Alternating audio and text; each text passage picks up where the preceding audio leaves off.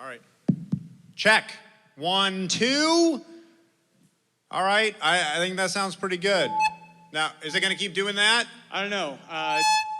We can move on, though. I think that's good. All right. It's good. Yeah, just one more thing. Just after your whole skit or whatever, after that, don't drop the mic, okay? Yeah, but this is my first hour special. I kind of always thought I'd kill and be like a standing ovation and I'd drop the mic and it would be badass, you know? Oh, yeah, like Chris Rock? Yeah. All right, well, he already did it, so you don't need to do it. How are you feeling? You good? We ready to move on? Yeah, I feel good. The lights are good, at least. The lights are good? All right, yeah, great. I think so. Great. Okay. Is that going to keep happening? That's not my department. I don't know. Okay. What's the thing about the mic drop? I really wanted to do a mic drop when I was done. What if I come to your house and I grab all the microphones in your house and I smash them up? Would you like that? Yeah, you know what? If you videotaped it and put it on TV and it looked badass, I think I would like it. Well, I don't think that you really think that. Dude, just don't drop the mic, okay? No promises. I'm not dropping the mic. If the show goes great and they're all standing up and I kill it, I'm dropping the mic and I'm getting off stage. Up here, and you can't tell me not to show. drop the mic on my special. I will bang your wife. I don't have a wife. We have to load the audience in, so get the fuck off my stage. All right, okay, fine. No promises, I'm not doing it. Ladies and gentlemen, here he is, Adam Newman!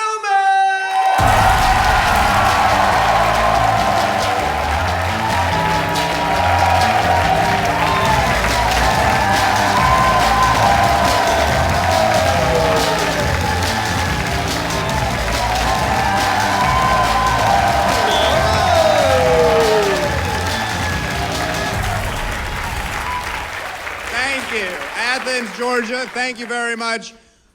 Oh, and you stopped very quickly. Wow, that was like, it was as high as I've ever seen it, and then I felt alone right away. So thanks for that, good. Thank you guys so much for coming out. I wanted to do it in Athens, Georgia, and you came and we're doing it, and this is very exciting for me, so thank you very much. No, I wanted to do it here. This is my favorite place in the world. I used to work here, and I don't mean I used to work there. I used to work right there. I was a security guard at the Georgia Theater when I was in college. Yeah. You can obviously, I was a security guard. I used to stand right there, and during Appetite for Destruction, the world's premier Guns N' Roses experience, you'd have a frat dude pull his dick out, and I'd shine my flashlight on him, and the guy would be like, "What the fuck are you gonna do?" And then the big guys on the side would go get him, and I'd be like, "That's what the fuck I'm gonna do." So it's an awesome job. I love being here, and it's really great to be able to perform here. So thanks for coming. This is awesome. I would like to start with one political joke. I hope you don't mind. I don't want to polarize the audience or anything like that, but I do think it's important to start with something like this, kind of see where we're at. So here we go. 4 more years is a fun thing to yell at a candidate you like, right? Not a cool thing to yell at a 14-year-old girl you like. Okay, that's it. That's it for the political stuff, all right?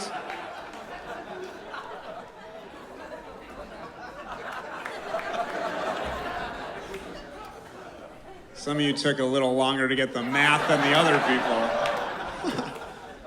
I was in New York a few weeks ago, and I got lunch with a buddy, just the two of us. Lunch was great, service was great. Halfway through our meal, the manager came over and goes, "Just letting you guys know I'm gonna be your waiter for the rest of your meal. Your waitress, her fake breast exploded."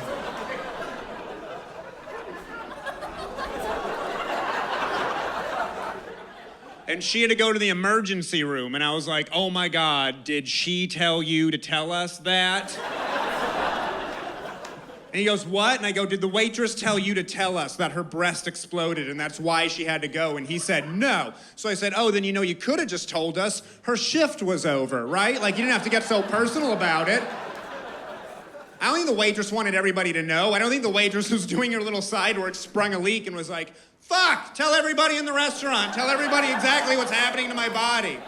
She didn't want everybody to know. The two guys eating lunch at the booth behind us must have overheard the manager. I heard one guy go to his buddy. He goes, "Yes, you owe me $10.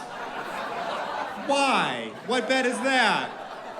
Probably he bet his buddy the waitress had fake breasts, right? That's a much more likely scenario. I like to think it was a less likely scenario, and he bet his buddy, "Yo, I bet you $10. That one's about to pop." I like that so much better. All right, we're about 2 minutes in. Let's skip to the dirty stuff. You ready for it? Here we go. All right. I'm caught up on every TV show. Everything you binge on HBO Go, Netflix, everything you stay home, you watch 40 episodes in a row of whatever. I've seen every episode of everything. I had a night off a few nights ago. I thought I would stay in and watch the weirdest B horror movie I could find on Netflix. And I came across the movie Wolf Cop. Have any of you guys seen that one yet? Has anyone seen Wolf Cop? A couple of you? Great. I'm glad a couple of you have. You can back me up that everything I'm about to say about it is completely true. The rest of you who have not seen Wolf Cop, you get it, right? Like, I don't have to explain what happens in Wolf Cop. It's a werewolf movie, and like every werewolf movie, you're waiting for that first transformation scene, right? The first time they turn into the werewolf is always the best scene. Michael Jackson in Thriller, you want to see that first time he turns into a werewolf. Michael J. Fox in Teen Wolf, you want to see that first transformation scene. Even a non-werewolf movie like The Incredible Hulk, you want to see that first time he hulks out, right? What do all three of those transformation scenes have in common? You never see the dick change, right? You have never once seen the dick transform in any of those monster movies in the history of monster movies, correct?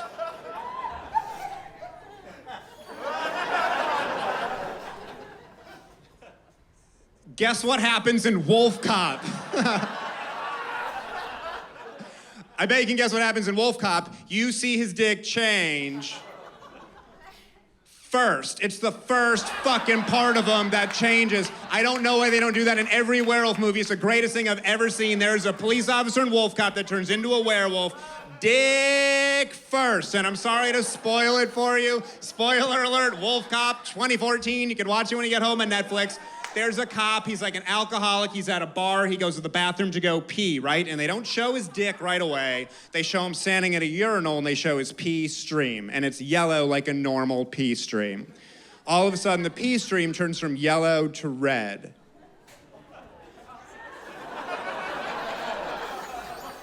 Ew, right? Gross. No one wants to see that. I don't want to see that, but you do got to imagine if you're a human and your body's about to go through all the changes from human to wolf, there's going to be internal bleeding, right? It's a very realistic portrayal of what happens internally if you want to look at it like that. It goes from yellow to red, and it cuts to his face. He's looking down like, I don't like that. I don't like that whole situation. Not what I signed up for when I went to go pee. Then they show the dick for the first time, and it's already not a human dick, but it's also not a wolf dick yet. Wolf dick, they're over there. I don't know why. It's somewhere in between. It's just like a big, swollen, white potato. It looks like a fucking potato. And then it goes back to his face. He's looking down like, I don't want to be a potato. I didn't sign up for potato when I went to go pee. Then they show the dick for the second time, and now it's twice as big, and it's swelling, and the camera angle is down here. So you have these like wolf potato balls like in your face, while you have his face in the background going through the whole range of emotions one would go through if your dick were turning into a potato.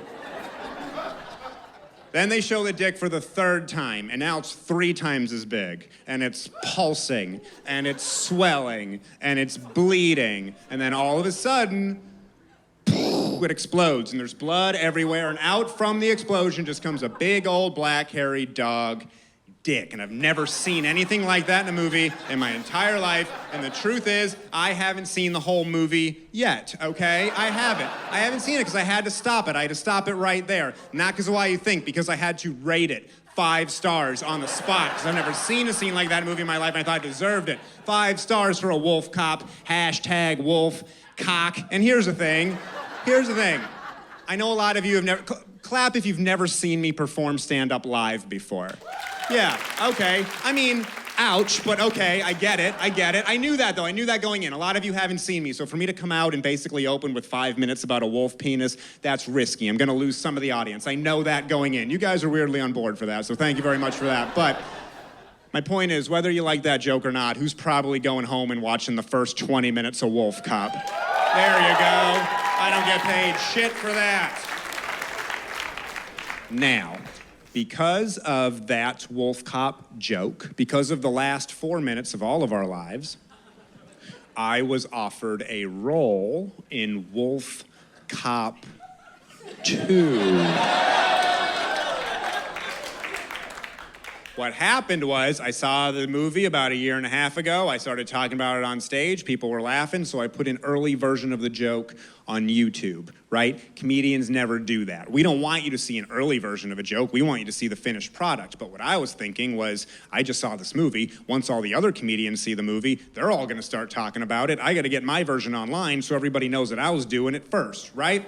Cut to a year and a half later, turns out I still got the market pretty cornered on Wolf Cop material. Didn't really catch on like I thought it would in the comedy community. But I had a friend email me who saw it, and he goes, hey man, I know the guy who wrote and directed Wolf Cop. Do you mind if I forward this along to him? And I said, please do. And the guy liked it. He started following me on Twitter. We started having a little back and forth, and then half the cast and crew started following me, and we started having a little back and forth. And they all live in this tiny little town in Canada. Okay, the movie's Canadian. Obviously, the movie's Canadian. They all live in this tiny little town in Saskatchewan, Canada, which I just happened to be touring through last year, right? It's a little town called Regina, all right? R-E-G-I-N-A, and I know it's pronounced Regina because on stage, I would say it's nice to be in Regina. And they come up to you afterwards and they go, it's Regina, like vagina. And you're like, okay, save it for the license plates. So. They all came out and saw me perform, and they had a great time, and they came backstage, and we're drinking beers, and I got to meet the guy who wrote and directed Wolf Cop. I got to meet half the cast and crew. I got to meet the special effects guy, the guy who made the dick. And they offered me a little role in the sequel, a little cameo, right? They were gonna fly me out to Canada, they were gonna put me in a hotel, and they were gonna pay me $700 Canadian, which I was very excited about because that's like $40 American, you know? And then 2 days before I was supposed to fly out to Canada, my manager calls me and goes, the executive producer of Wolf Cop, you know, big money behind Wolf Cop, was looking through the payroll sheets and was like, who the hell is this guy? Never heard of him. We're not flying him out to play a little part in the movie, right? And they took it away from me. They took it away. And I was very upset about it because I was excited to be in the movie, and then they took it away. And so there's no real ending for this story other than to say, Wolf Cop 1, watch it. It's great. It's fantastic. Wolf Cop 2, fuck Wolf Cop 2.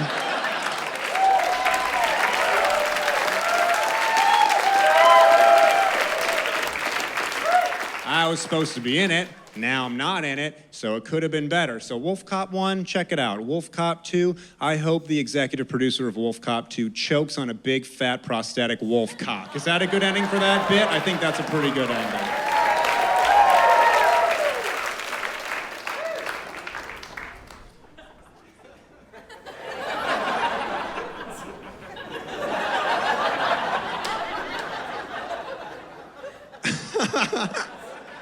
I don't care if that's, I hope that's the commercial for the special. Did you guys know that Robert De Niro has 6 children and none of them are named Mucho? A little change of pace on that one right there, but.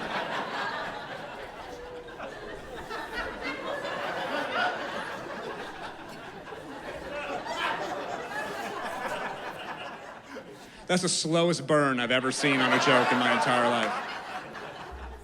Do you guys not speak Spanish, or are you guys like explaining it to each other? I took Spanish at the University of Georgia. That's a really good thing if you want to hear hola, y'all. That's all I heard every single day. This is a treat to get to perform here. To get to perform in a theater like this is so fun. Normally when I go on the road, I'm performing at comedy clubs. Comedy clubs are fun too, but before I go to a comedy club for the first time, my favorite thing to do is to read the Yelp reviews and see what maniacs are showing up to comedy clubs not having a good time. That is fascinating to me. I was in Raleigh, North Carolina, and this is the best Yelp review I have ever read for a comedy club. It was, I slipped in the wet lobby and hit my head on a fern, and everyone laughed at me. Okay?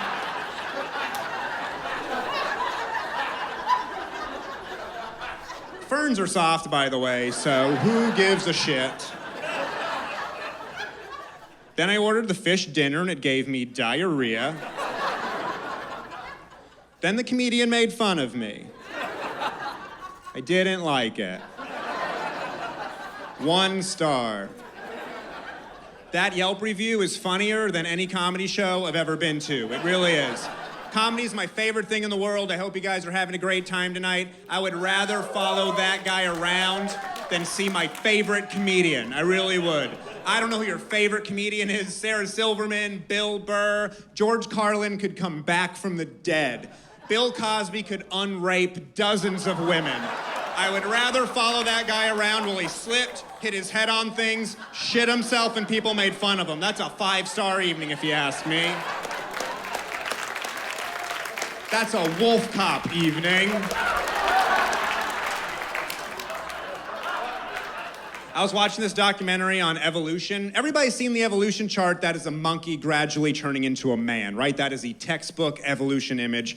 For whatever reason in this documentary, the chart they were showing was a female monkey turning into a woman, which is great. I've just never seen it be a woman on the evolution chart before. The woman at the end of the chart was nude, and she was very attractive. And so what I want to know is, where is it okay for me to look at that evolution chart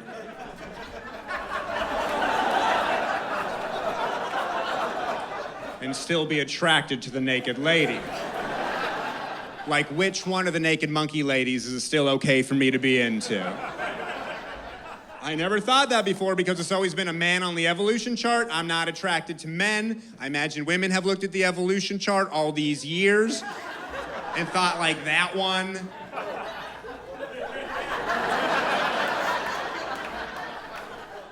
Two to the right, right? Like the really hairy one hunched over, like, that's a man. I like that one. Now that it's a woman on the evolution chart, I want to know where the line is where I can go, that one, yeah, they're hairy. Fuck it, they're hairy. I don't give a shit. They're the hairiest ones and they're my favorite ones, okay? And the other side of the line where your buddy's gonna go, those are monkey tits, and that's not okay for you to be into, even a little bit. I'm 33 years old. I don't have a single chest hair yet. When does that come in? Did I miss it? Is it never? Is it soon? You a hairy guy? You got anything going on here at all? Just a little bit? Fuck you, just a little bit. I'd kill for a little bit. A little bit's amazing. I want a little bit. How old are you when your first chest hair came in? 10? That's incredible. 10 years old. My little brother started getting it at 14. You know, my dad has it. My mom has shit tons of it. I thought I'd have some chest hair by 33 years old, you know? I've dated girls who are like, I wish you had chest hair. I wish I had some too. One time I thought I had a chest hair, and I was so excited, and I blew on it, and it was an eyelash. It's never coming in. I know it's not coming. No chest hair. You know what I do have, though? I have nipples that look like daddy long legs. I have that. Just 2 little pink dots with 8 long hairs around each one. That's not a very good look. I'd shave them, but they're gonna come back as tarantulas. I know it. I have no chest hair. I'm 6'2", 110 pounds. The medical term for that is gross. It's not great under this thing. I got no chest hair. You know, I still get zits. Are you kidding me? At 33 years old, I'm wearing makeup now for the special, right? I had a zit right there before. I'm like, big show. I got to pop the zit. So I popped it. You know when you pop a zit and that white jizzy stuff comes out of it, right? And then I squeeze a little more and then a little bit of blood comes out. And then I keep squeezing it and then the white stuff and the red stuff mixes together and there's just this orange stuff on my forehead and I'm looking at it and I'm thinking, that's how they make vodka sauce. I know it. That's how they do it. That's exactly how they do it.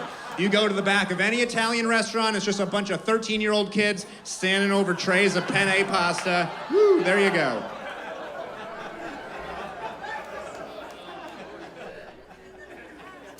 What are we talking about? Oh yeah, speaking of monkey tits, me and the girlfriend broke up and she does not like that joke. I did. I got out of a 4-year thing. We were together for 4 years, and then it ended. And it ended as good as a breakup could go. It was mature and nice of an ending as possible. But we lived together, and now I live by myself, and I have to buy all the stuff I didn't have to buy before. Like, my favorite part about living with my girlfriend is I used to use all of her stuff in the shower. Do any of you guys do that? Yeah? Yeah? You use my girlfriend's stuff in the shower? Huh, interesting. No, I use her stuff because it's expensive and it smells good, right? Like, before I lived with a girl, the only shower product I ever bought in my whole life was 2-in-1 shampoo, and I used it for my entire body, and it was fine. Nobody complained about it, you know, I got her with it. I didn't know before I lived with a girl that girls don't even use 2-in-1. Did you know that? You don't use 2-in-1 products, do you? No, right? 2-in-1 was invented for guys because guys will shampoo and then be like, what's that, conditioner? Oh, you mean shampoo again? Fuck that, I'm not doing it again. I already did it once. My girlfriend had a separate bottle for everything. She had a bottle for shampoo, conditioner, face wash, body wash, moisturizer, elbow cream, nipple relaxer, butt gel, and I used all of it. I used every single thing every time I was in the shower. I take a 40-minute shower and I live in California. I don't give a shit. There's no drought. Every time I turn it on, shit comes out, okay? I'd leave the shower bright red because I used the wrong thing on the wrong part, right? Not that part, but you know what I'm saying. I'd use like a harsh foot scrub as a body wash because I didn't know what it was. And later in the day, I'd be like, upside, I smell like apricot. I like that. Downside, I am bleeding through my shirt.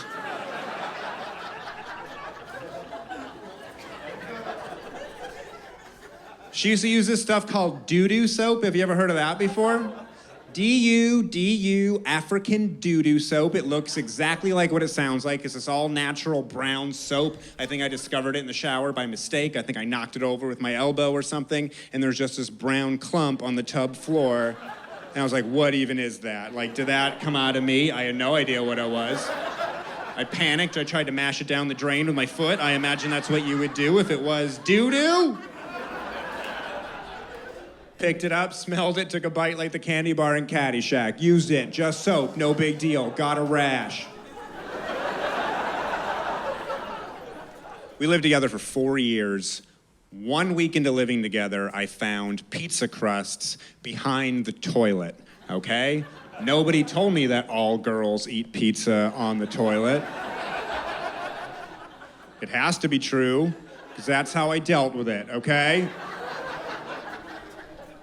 We lived in Brooklyn in New York when we lived together. I loved living in Brooklyn. You guys, you can all imagine the crunch under your foot if you were to step like on an empty water bottle, right? What that crunch under your foot would feel like. I was walking my neighborhood. I thought I stepped on a water bottle. I looked down. I had stepped on a live lobster, okay? This is true, on the streets of Brooklyn. And when I say live lobster, I mean it was fresh, not cooked. I imagine it was probably already dead by the time I stepped on it because it's hard for a lobster to survive on the streets of Brooklyn. What with drugs, gangs, not an ocean, one of the top reasons easily, but I realized stepping on a lobster, I think a lobster's gonna be one of the only foods you can step on and think if I hadn't stepped on that, I might have brought that home and eaten it. You know, why not? Perfect steak or a sandwich on the side of the road you wouldn't think twice about. Something about a lobster's like a $40 meal, you know? Lobster's like a toothbrush. You can boil it and it's fine. I just feel like if I brought that home, I would have gotten busted. My girlfriend would have come home, I'd be eating a lobster by myself at the kitchen table, and she'd be like, where the hell did you get a lobster? And I'd have to say, I found it. And I know her, she'd be like, that's the grossest thing you've ever done. And I'd have to say, it's actually not the grossest thing I've ever done. It's not even the grossest thing I've done today. Earlier today, I ate pizza crusts I found behind the toilet.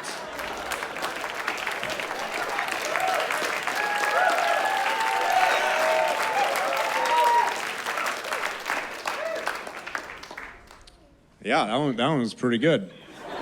Wait till you hear this one. We lived in a really nice neighborhood in Brooklyn. It was like such a nice neighborhood that if you go outside, you'd have kids playing on the street, right? One summer I went outside, the thing the kids were playing on was an inflatable Titanic slide, okay? We know why that's fucked up, right? The incline of the slide they were sliding down on was a Titanic sinking. That wasn't fun. People were sliding down the deck of the Titanic, but it wasn't whee! It was icy death, right?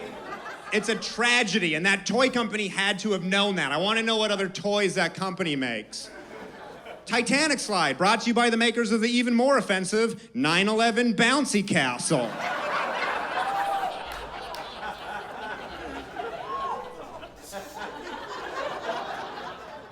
I was between that and Easy Bake Holocaust Oven. Which one do you think would have been, you like that one better? Because I'll tell you, Columbine Super Soaker was out of the question from the get-go. There was no way I was going to do that one on this special.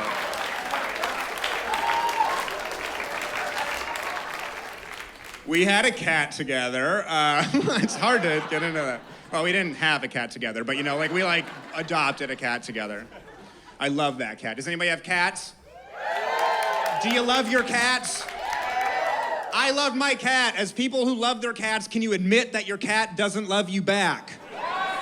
Good, thank you. It's hard for people to admit that. Your cat loves you till they're fed in the morning, and then as soon as your cat is fed, they turn into like the ghosts from Super Mario Brothers, right? As soon as your back is turned, they're trying to murder you all day long. Your cat's plotting your murder. That's what they're doing. Anybody's cat watch them pee? Isn't that weird? My cat watches me pee. I think it's weird that my cat watches me pee, but to be fair to him, I think he thinks it's weird that I'm doing it in his litter box. So I guess we're even, aren't we? Be honest, room full of people drinking. Have any of you ever peed in a litter box before? Have you really? Fucking nobody, thank you, on the special, finally. Nobody ever says yes. I went to school here, University of Georgia, party school. I drank, I peed in a litter box. That's my reason. Why did you pee in a litter box? I was drinking alone. You were drinking alone? Okay, interesting. Okay, now you're drinking alone at your house, parents' house, a friend's house?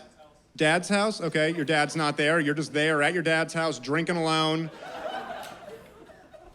No one's home using the bathroom, so why use the litter box? 'Cause why? The litter box was closer to you than the bathroom. How much closer? All right, I'm glad that you have peed in the litter box. I am, because you can back me up on this. You don't realize how much more a person pees than a cat.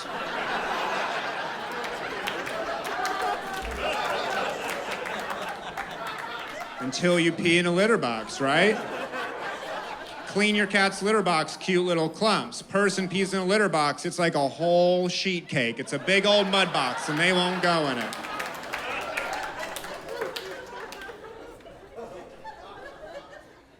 I don't like when people say I have the reflexes of a cat. You ever hear people say that? They brag about how quick they are, how they did in a fight. I have cat-like reflexes. Here's why I don't like that phrase. Have any of you ever thrown like a tennis ball at a cat before? Just hits the cat, right? Right in the face. Then the cat smells the tennis ball, then the cat hides under the bed for the rest of the day. That's cat reflexes. That's what you're bragging about. You don't want cat reflexes. Try getting punched in the face and then taking a nap. See how you do in that fight. You know what reflexes you should be happy to have? People reflexes. Our reflexes are so much better than cat reflexes. You're at least gonna duck out of the way if you're not gonna catch the ball. You know what else people have over cats? It's really great. People can identify dangerous objects. That is so much more valuable than being quick. Have you ever pointed a gun in a cat's face before? Georgia, have you ever pointed a gun in a cat's face before? All right, okay, that's messed up, but I knew it.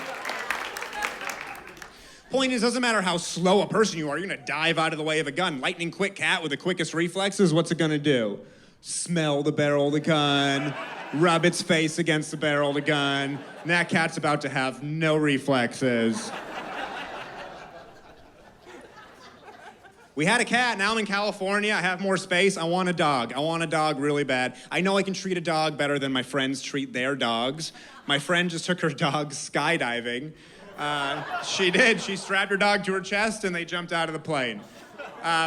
She jumped out of the plane more than they jumped out of the plane. I saw the video and it looked like the dog wanted very little to do with jumping out of the plane. I don't think that dog wanted to go skydiving at all. I think the person wanted to go skydiving. Have any of you ever gone skydiving before? Yeah? Yeah? No wrong answer. What's one good reason you went skydiving? See if you could do it. No, that's great. That's great. See if you could do it. My point is, a dog's not skydiving. Hey, to see if I can do it, right? It's a great reason for a person. See if I can do it. This is an amazing life experience. Maybe you're conquering a fear. A dog skydiving isn't thinking sometimes in order to appreciate life, you have to stare death in the face, right? Dog's not checking things off its bucket list. Bark-it list. My point is, if you think you're taking your dog skydiving, that's not what you're doing. What you're doing is throwing your dog out of a plane. All right, we're gonna do a dark one now. We're gonna do the darkest one right now, but we're gonna pull out of it in the end, okay? So it's gonna be fine. Okay, some of you laughing at pull out, that's totally fine. That's not what we're doing right now, but that's fine. You know, pull out in sex when you're like, I didn't mean to do that on you on the front row. It's like a really X-rated Gallagher show. Woo, tarps. Okay, never mind. Sorry about that. Okay, we're not doing that. So, I had this is a true story. I had an audience member die at one of my shows. Okay, no one's ever laughed at that part before, but I killed, so that's good. But here's the story. Saturday, April 19th, 2014, Atlanta, Georgia. I was supposed to do an hour. I came out, immediately someone in the back was talking. I said, be quiet, the show just started. He was quiet. I go into my first joke. He started talking again. I said, shut up, it's a long show, you're gonna ruin it for everybody. And then the sound guy in the back yelled, medical emergency. And the guy who was talking, he escorted out a side door. He was clutching his chest. We found out later we went to the hospital and died of a heart attack. The room felt like this. It was very quiet. It was very uncomfortable. This is 1 minute into an hour-long set. This is Saturday, April 19th, 2014. I don't know if you remember, the next day, Sunday, April 20th, was Easter. Do you remember 2 years ago, we had a 420 Easter, and everybody was like, Christ has resin, or whatever the fuck the joke everybody did was?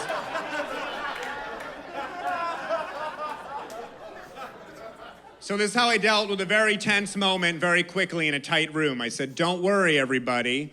Tomorrow's Easter.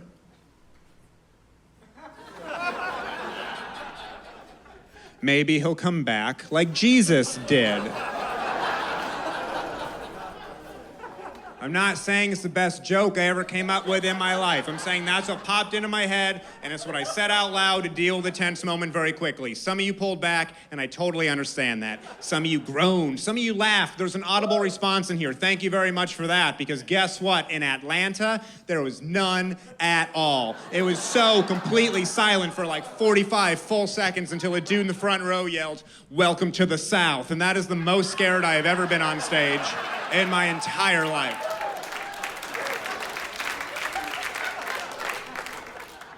I'm not a very religious person. I'm really not. I was on a flight a few weeks ago, and this girl sitting next to me pulled out a prayer app. She had a prayer app on her phone, and she was like, do you want to do a travel prayer with me? And I said, could you just tell him that yours is from both of us? Could you do that? That would be like a cool thing to do. I've been doing comedy long enough that I don't have any friends outside of comedy anymore. All my friends are comedians. All my friends are comedians. We all hang out with each other. We bounce ideas off each other, see if a joke's funny to us, see if a premise has legs before we try it in front of a paid audience. I have this female comedian friend who is the funniest person I've ever met in my life. And before I tried this as an idea on stage, I wanted to know if girls knew about this. I wanted to know if girls knew that when guys wear like new sweatpants without underwear, we'll get little fuzzies stuck to the tips of our dicks, okay? Just want to know if girls knew about that. Did you know that that happened to us? No, you didn't know that? You're a guy, new sweatpants, new boxer briefs. Sometimes you go to pee, gotta pull a little fuzzy out of your pee hole. Otherwise, you shoot off into two different directions, right? Just want to know if girls knew about that. By the way, ladies, that's our struggle, okay? That's what we deal with. You wouldn't understand. I want to know if girls knew about that. I wrote down her response because I thought it was worth repeating back word for word. I promise I have not changed one word of this. She said, no, I didn't know that, but sometimes I get fuzzies in my pussy and have to scoop them out of my stink ditch.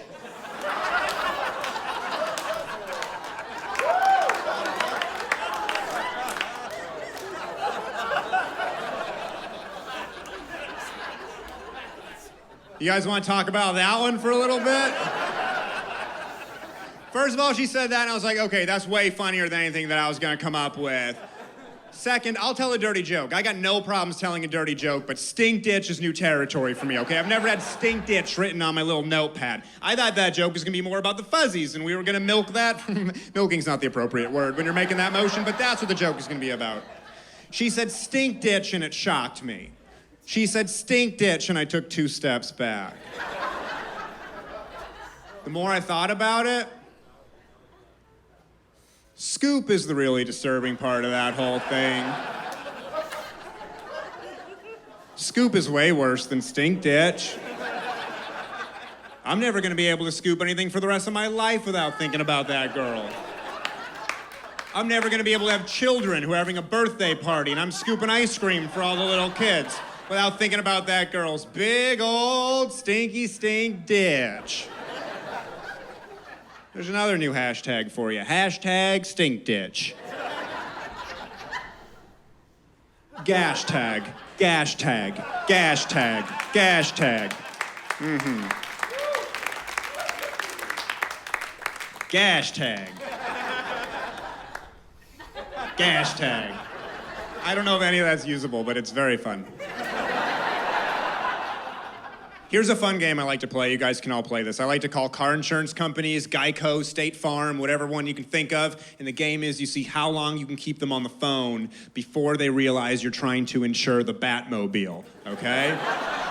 It's a really fun game. You can keep them on for a very long time. The secret is you got to use old Adam West Batmobile, right? You can't use the modern one because you got to give them specifics about the car, and you can find the old specs online. So when they go, what kind of car is it? You can go, it's a 1955 Lincoln, and they're like, all right, convertible, no problem. First problem you run into is when they go, what color is it? Because you got to go, technically it's called Velvet Bat Fuzz.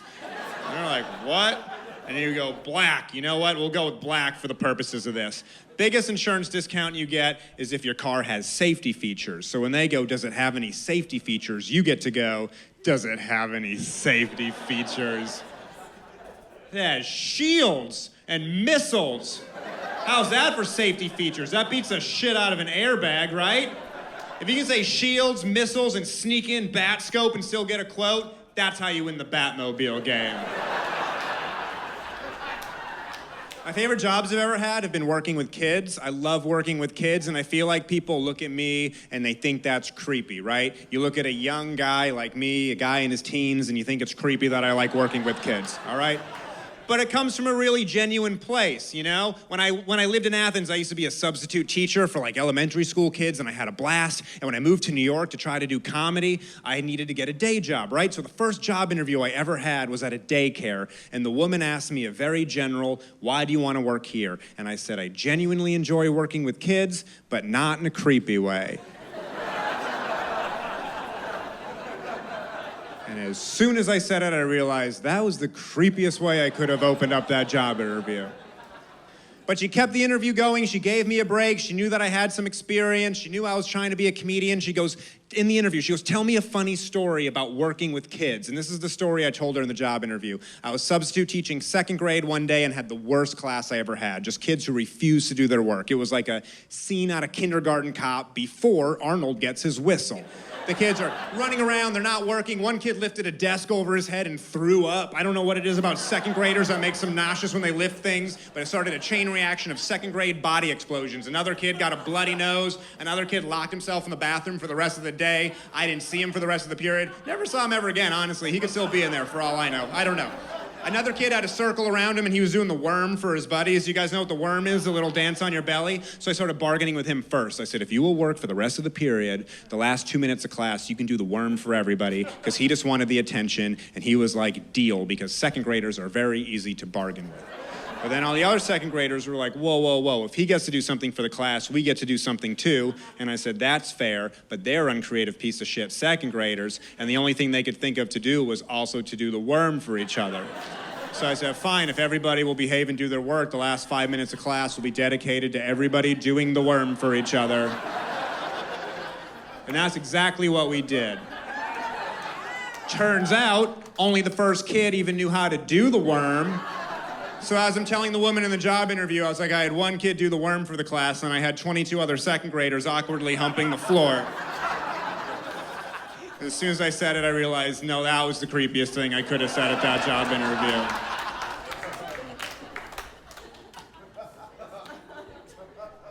All right. I feel like the guys are way more likely to remember this. I would love it if any of the girls did. Did any of you guys play the game Doorknob when you were a kid? Does anybody remember the game Doorknob? Yeah? What do you remember about the game Doorknob? Get punched, why? If you farted, thank you very much. That's why I did this in Athens. I knew we were gonna have a smart audience. What's your name? Steven. Okay, this is how the game Doorknob works if you guys don't know. Me and Steven are kids, we're friends, I fart, Steven yells doorknob, Steven gets to punch me until I touch a doorknob. That's it, that's the whole rules of Doorknob. It's a wonderful game that boys invented. The beauty is in the simplicity of the rules. The only other rule is if I fart and say safety before you say doorknob, you can't touch me, right? That's one of my favorite parts to mention because whenever I do, I feel like a bunch of girls in the crowd have their lives flash before their eyes of sitting next to brothers, dads, boyfriends on the couch who are going safety, and you're like, fuck, they were farting the whole time and you had no idea.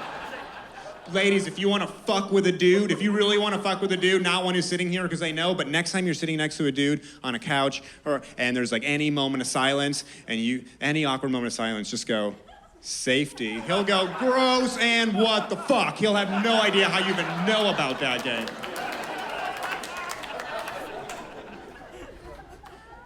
So when I was a kid, me and my friend Travis used to play Doorknob, and we played by the rules, okay? We respected the rules of Doorknob. We'd be 8 years old, playing video games, beating the shit out of each other and farting, right? It was a great time. Travis had an older brother named Justin who was 5 years older than us. When you're 8 and there's a 13-year-old, that is a huge physical age difference. This is how Justin used to play Doorknob. Me and Travis, 8 years old, playing video games. Justin, 13, would walk in the room, he would fart, he would yell doorknob, and then he would beat the shit out of me and Travis, whether we touched a doorknob or said safety or what. That's not how you play Doorknob. That's cheating, that's bullying, that's shitty. Justin is clearly the bad guy in this story. Do we agree with that? Can I get a fuck Justin if we agree with that? All right. I'm glad you agree. I just found out that Justin died, and that's a story about him I thought I would share with everybody. You can't pull back. You cannot pull back. You can't pull back. 10 seconds ago, everybody just yelled, fuck Justin. All you know about him is that he's a teenager who used to fart and beat up children. Sometimes when people die, you don't gotta say nice things about them. That's the moral of that story. Also, when they buried him, his gravestone just said RIP, and I found that very funny and appropriate. Everybody gets into an internet wormhole. You're looking at one thing, it leads to another thing. If you're on the internet long enough, eventually you're looking at... Okay, I was gonna say sports scores, but we got a bunch of pervs in the crowd tonight. Yeah, porn. General rule. If you're on the internet longer than 6 minutes, everybody's looking at porn. Truth is, I'm taking a break from porn right now. No porn for me because I hurt my wrist really badly, and so we're taking a little breather. My wormhole led me to the Jetsons Wikipedia page, okay? Not as a substitute for porn, just separately. I wanted to know, it's fun to look at a futuristic show, see where you're at now compared to then, compare technologies, right? Jetsons took place in the year 2062. It came out in 1962. The idea is that it happens 100 years in the future. That's already twice as much as I wanted to know, but I'm in this wormhole. I'm dicking around on the internet. I'm reading 40 pages of Jetsons Wikipedia. I get to the bottom of the page and I get to character descriptions, right? First character description, it goes Jane Jetson, homemaker, fine, but kind of conservative for 2062. Age 33, all right? Did not know that about Jane Jetson. Next character description, Judy Jetson, elder of the two Jetson kids, age 16. Ooh.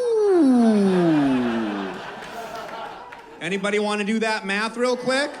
Mother's 33, daughter's 16, cut to 16 years earlier in 2046 when Judy's born. Jane is 17 years old, right? Which means we've apparently learned nothing from Teen Mom, which is in season 34 at that point. Next character description bugged me the most. Back to 2062, meet George Jetson, age 40, 7 years older than Jane. Cut back to 2046 when Judy's born. George is 24. Now let's say Jane is hopefully 17 years old, right? There's a 9-month out of 12-month chance that she's 16 because that's how a pregnancy works. That's some dark Jetsons shit. Right? That's some dark Jetson shit, and that's the Jetsons that I want to see. I want to see dark Jetsons, where George is in jail for statutory, and when he gets out, he's not even allowed to pick up Elroy from school because he's not allowed within 500 feet of it. Is Elroy even his? Don't know. That's a conjugal visit baby if he is. And Judy's messed up because she's raised without a father. Her dad's in jail. She's acting out. She's doing weird future space porn, which sounds really hot.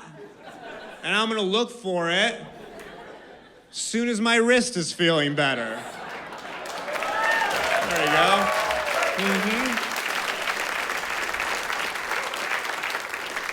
Tell me the truth. Were you applauding at the punchline or the curtsy? I gotta know. I heard porn. Let's go with that. I live in LA now. I moved to New York about 10 years ago to start doing comedy. This is true. When I moved to New York, the first gig I ever got was I was in a gay porn. And that's totally true. Have any of you guys ever been in a gay porn before? Ooh, room full of homophobes. What if that's what it took to not be a homophobe now? You have to have been in a gay porn. Otherwise, you hate gays. It's a misleading intro to a story. There's a huge difference between doing porn and being in a porn. I was in one, fully clothed, extra. I had a friend who worked for a porn company, and she was like, they need people for this thing. It'll be really fun. Do you want to do it? And I was like, I'm in. Not I'm in, but like, I'll do it. It'll be a fun thing. Again, fully clothed, extra, non-sex scene. My job was to sit at a bar and put dollar bills into a stripper's, what do you call that thing? Butthole. And when it was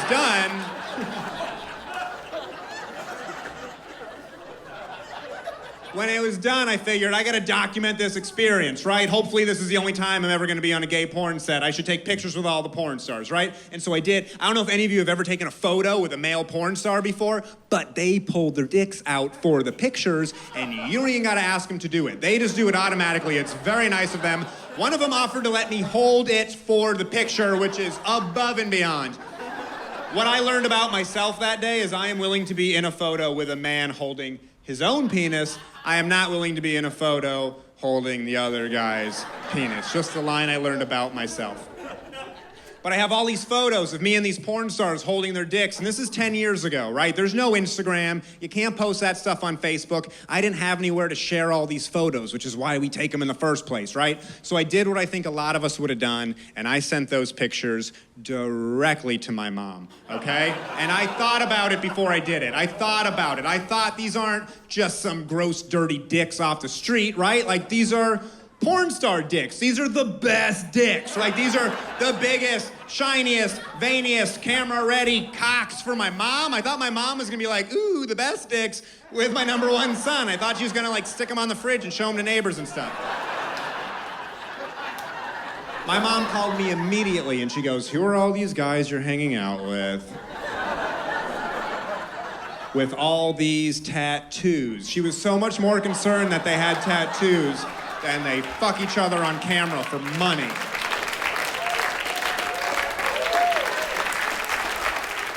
I got a buddy who won't go to the doctor no matter how sick he gets. He's got a great job, he's got health insurance, he's got money. He doesn't like the doctor. What he does instead is he goes to his brother for medical advice. His brother is not a doctor. His brother is a veterinarian. specifically for horses, okay? He is a horse doctor. And my friend will call his brother and go, look, I got sharp stomach pains. I got flu-like symptoms. What should I do? And his brother will always give him medical advice, but he'll preface it by going, look, I'm not a doctor. I'm a horse doctor. But as a horse doctor, this is what I recommend you do. And my friend has had unbelievable luck with this forever until he called his brother and said, look, I'm pretty sure I broke my leg.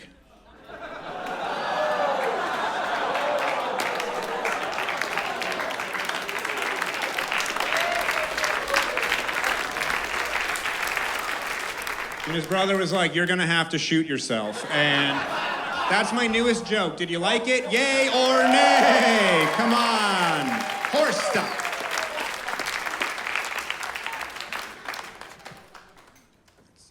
I like to do one safety tip every show. I think it could save a life, so I hope you pay attention. I truly believe this. I think sticking your finger up someone's butt has got to be more effective than the Heimlich maneuver. Would you guys agree with that? I can back that up 100%. Have any of you ever given or received the Heimlich when you're choking or if somebody else is choking? Anybody have to give it or receive it? Did you have to give it or receive it? Receive it? Great. That's called a bottom. We call that a bottom in the choking community. Who gave it to you? Who had to give it to you? Your husband? All right, cool. Spice it up. And what were you choking on? And don't say his dick. I've heard that one like 1,000 times. Okay. In case you didn't heard, she said definitely wasn't his dick, which, ouch. Is he here today? Well, whatever. That's your daughter? Well, this is fun now, isn't it?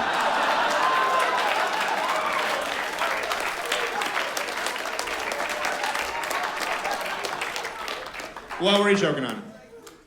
A piece of meat? So,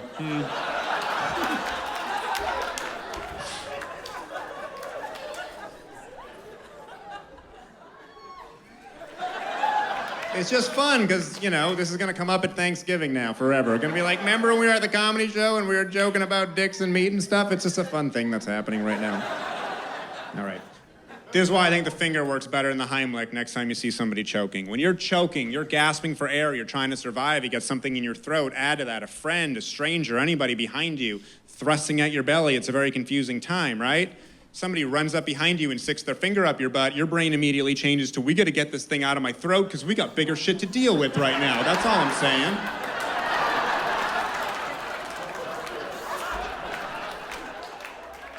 My parents are here, which is exciting. Yeah, my parents, boom, right there. It's great, it's great. My parents come and see me do stand-up all the time. Usually when they come to see me, I cut out some of the dirty stuff. A regular dirty joke like wolf cop, that's fine. Wolf penis, no big deal, saw it in a movie. When I do like a graphic sexual thing about myself though, we cut that out. They came to the taping of my half-hour special. This is my first hour special. A couple years ago I did a half-hour special. Okay. Oh yeah. Adds up to an hour and a half. Thanks everybody. They came to the half-hour special, and this is the thing, when you do a taping, you don't just show up and do whatever you want. The material's approved, and that's what you have to do. So when my parents came, I did a joke. I did about like a 5-minute joke story about a girl who threw up on my penis, okay?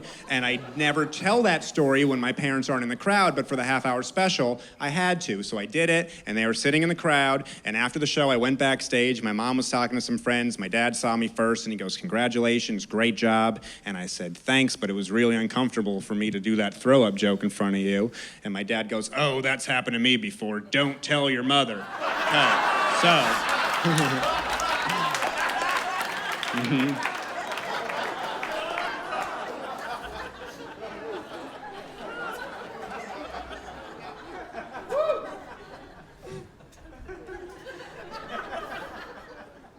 That being said, the bit I'm going to close on today is way dirtier than that, and I don't want them to hear it, and they're here, and so what we're going to do is we're going to give them these headphones. I don't want you to leave. You guys don't have to leave. I don't want you to leave, but I'm going to do a very dirty joke right now, and I don't think it's appropriate for you guys, okay? Do you remember when I was a kid and you made me bring home the Guns N' Roses CDs and you could approve the lyrics and you said, no, I can't listen to it? Well, guess what? Now you can't listen to this fucking joke, okay? Also, just so you know, I borrowed that CD from a neighbor so you could read the lyrics, and when you said no, I couldn't have it, I went upstairs and made a tape before I returned it, so I got it anyway, all right? I'm gonna do a very dirty joke. You guys put on the headphones, and you can hang out, okay? Put them on. Put them on! Thank you. You guys make sure they don't take those fucking headphones off, okay? You got that? All right.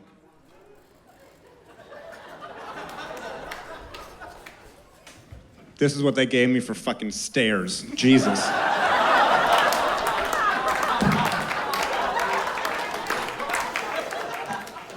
Yeah, we got you stairs. Okay, a big giant box that I can't get on? Great. We're gonna do this bit. I'll tell you what the bit is, okay? There's a show in Los Angeles. They look so fucking stupid. Just keep the camera on them. This is awesome.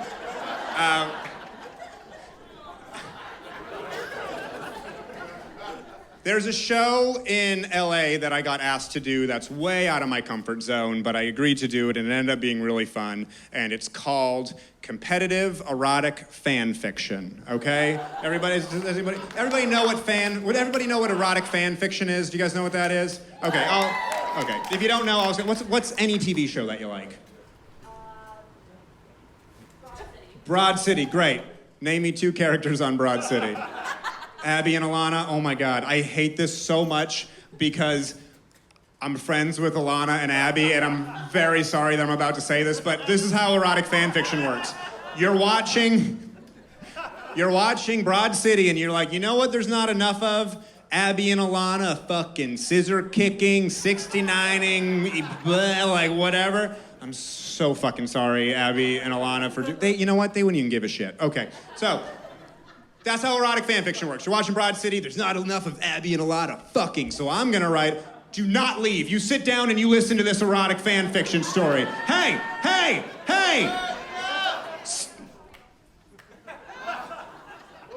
Did she just say something to my dad with his headphones on? Like that was...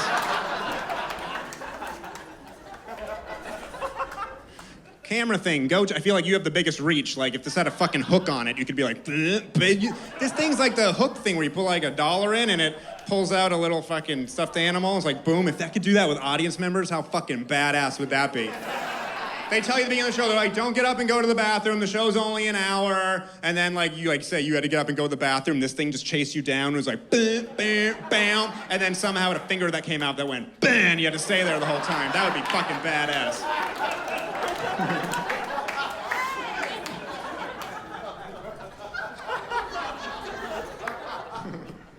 If it did it to me right now, it would be the funniest thing you've ever seen in your life. I'd be like, backfired big time. So the way the competitive erotic fan fiction show works is like 5 comedians come on this show, we pull a topic out of a hat, we go backstage, we got 20 minutes to come up with the dirtiest, most sexual, we're just trying to one-up each other with the most raunchy story ever, okay? And I am going to read you a winner tonight, okay? And this is how we're going to end. So here we go. The topic... Hold on, let's open it up. The topic that I pulled was President Taft, okay? And I know the one thing about Taft that you probably all know about Taft. What does everybody know about President Taft?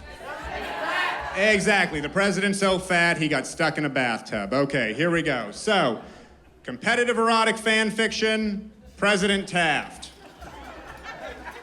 Well, if I'm going to be stuck in this tub, I might as well crank one out, said the 27th president of the United States out loud, alone in his bathroom. The only ears his words fell on were of his orange tabby cat, Chester, who bolted out of the steamy bathroom as if he knew what was about to happen. Or maybe he had seen it before. Ready to begin a hot sesh of tub rubbing, William Howard Taft shimmied and shook until his wet balls unstuck from his inner thighs and that familiar pink pig's tail popped through the grimy bubbles. Ah, the Taft shaft, Taft exclaimed excitedly. He quickly realized how little motion he had in his porcelain prison, and as he tried to sit up, it hit him just how badly he was stuck. He was really wedged in. His ass was so wide. It was so wide it had spread along the entire bottom of the tub, and the water had somehow created a vacuum seal, and there was no getting up. Something like that, he thought. I'm no scientist. I'm just the president. He thought it again, then said it out loud. I'm the president, and I have the presidential cock. He grabbed a handful of conditioner and started working it into his little commander-in-chief, making sure to circle the head of his penis first. He didn't know why he did this, he just knew that he always had. All right, maybe a little too autobiographical there, but I figured we'd throw it in there. He made a mental note not to get any of the conditioner into his pee hole, because the last time that happened, he peed razors for almost a week, and that sucked. So he focused mostly on the shaft, the Taft shaft. He said it over and over, Taft shaft, shaft of Taft. It was poetry to him. Chester sauntered back in stealthily, and Taft turned to him and said, I will tell you when I'm ready for you. The cat gave a look as if he might actually say something in English, but ended up just turning around and walking right back out. But his tail was up, and you could see his butthole, which is exactly what Taft needed at that exact moment. Taft was back to it, stroking with his left hand and cupping one ball with his right, only being able to hold one at a time. See, Taft was a huge man, and his balls were exceptionally huge, even proportionally for a huge man, so he could only hold one ball at a time. He switched from ball to ball with his right hand and continued to stroke his now straightened pigtail with his left until water and soap were splashing all over the bathroom. It didn't take long, 3-4 minutes max, and old Tafty was feeling that good feeling. He realized it had been a while since his last climax. Weeks? Could it have been weeks? Holy shit, he thought, I haven't come in weeks. I've been so busy being president. But here it was time. His dick started pulsing in his pudgy hand. It was bright red. Both were, his dick and hand, and face for that matter. The cum should have come out by now. It was just holding there. Taft was backed up. He was sweating. His cock was throbbing. Where is it? Why isn't it? Oh shit! Oh shit! And then the explosion. It came out with the force of a 2-liter of Diet Coke meeting a string of Mentos, except this was white like milk. Whole milk, no, heavy whipping cream. Taft screamed. He had never screamed while coming before, but he liked it and planned on doing it again. Curious about all the commotion, Chester bolted back into the bathroom. I said not yet, Chester, yelled Taft. Taft realized he had been splashing so much that the tub had lost half its water and the vacuum seal on his ass had come loose. He slowly stood in the half-empty tub, covered in his own presidential sauce, that after having mixed with the water, had formed a tuna salad-like consistency and was drying quickly on his round belly. Shut up, I'm not fucking done yet, okay? They still have their headphones on? Good. He wrapped the towel around himself and headed to the kitchen where Chester sat and stared at him. Tafty grabbed 2 pieces of 9-grain bread and put one on the counter.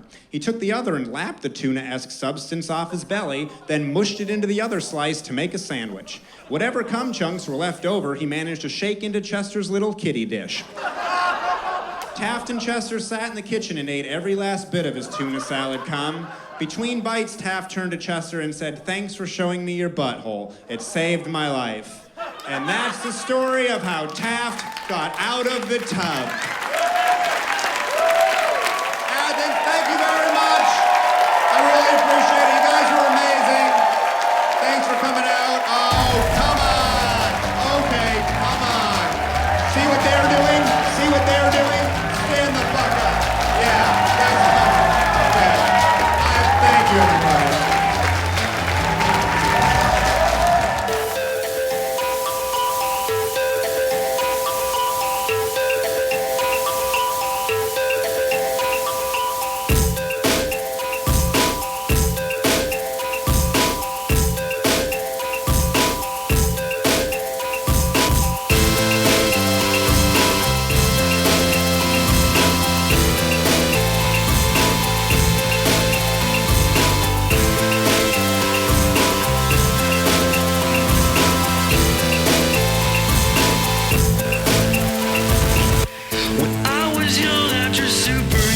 Again and again, but since surrounding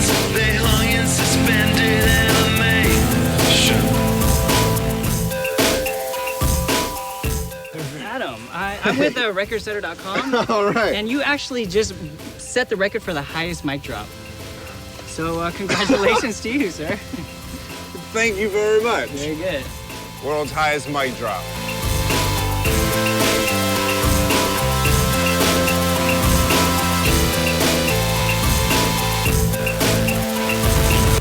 When I was young, I drew superheroes again and again. But sad surroundings, they hung in suspended animation. Alone on blank pages, bereft of background.